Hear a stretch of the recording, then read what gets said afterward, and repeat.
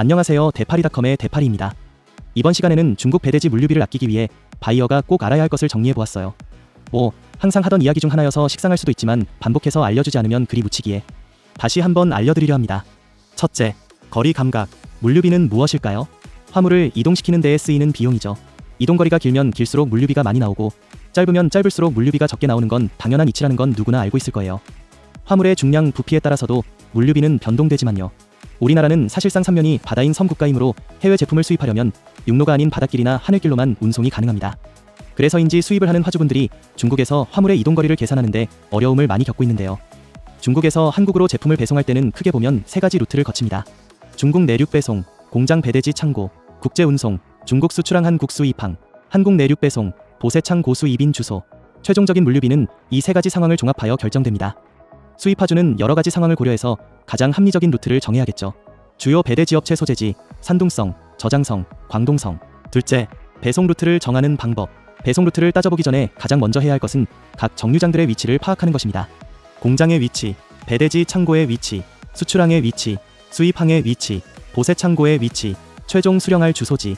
두 번째 해야 할 일은 당연히 위 정거장들로 이동되는 데에 수반되는 각각의 비용일 테고요. 그 다음으로는 수입화주 본인의 상황을 체크합니다. 납기가 급한 제품인지, 내가 수입할 화물의 부피가 어느 정도인지, 여기까지 확인을 마쳤다면 여러 가지 루트를 놓고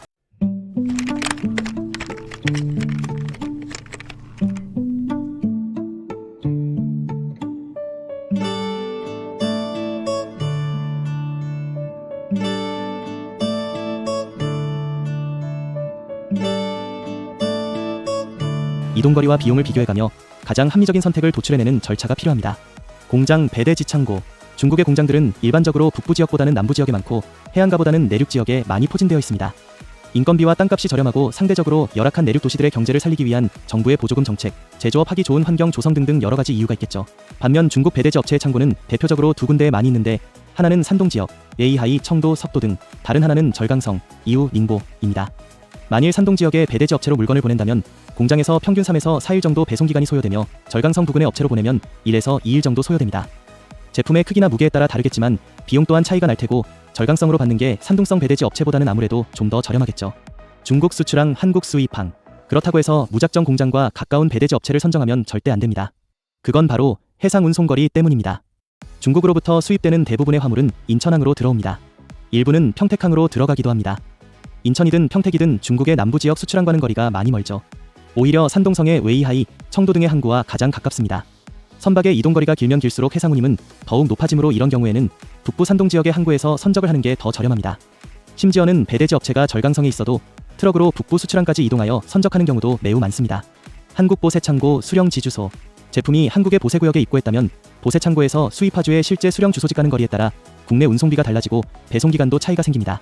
셋째, 최적의 루트를 찾자. 이렇게 중국 배송 대행의 루트는 복잡하고 다양합니다. 즉, 공장이 광저우에 있다고 해서 광저우에서 선적하는 게 가장 싼 게 아닐 수도 있고 산둥성의 수출항이 인천항과 가장 가깝다고 해서 산둥성에서 선적을 하는 게 가장 싼 게 아닐 수도 있다는 뜻입니다. 중국 판매자에게 중국 내륙 배송 견적을 받고 배송 대행 업체로부터 해상운임 견적을 받아서 비교를 해보아야 합니다. 그리고 하나 더, 거리만큼 중요한 게 바로 화물의 부피입니다. 수입할 화물의 부피가 매우 작다면 사실 어떤 루트를 이용하든 물류비에 큰 차이가 없을 수도 있습니다. 하지만 부피가 크다면 중국 공급업체가 제시하는 중국 내륙 운송비와 수출항에 따른 해운비를 따져봐야겠죠. 물론 부피가 크면 대체적으로 우리나라와 가까운 수출항에서 선적을 하는 게 유리할 때가 더 많습니다. 오늘도 시청해주셔서 감사합니다. 중국 배송대행 물류비 때문에 고민인 바이어에게 도움이 되는 정보였으면 좋겠습니다. 대파리닷컴의 대파리였습니다.